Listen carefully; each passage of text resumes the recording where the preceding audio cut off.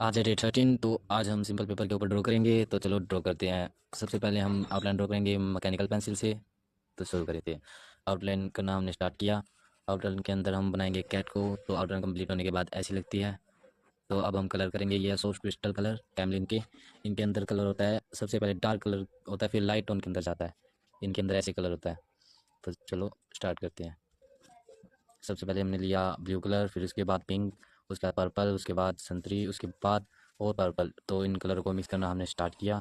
अच्छी तरह से मिक्स करने के बाद ये है हाफ पेंटिंग। उसके बाद चलो इसकी आउटलाइन ड्रॉ करते हैं। आउटलाइन ड्रॉ करना स्टार्ट किया।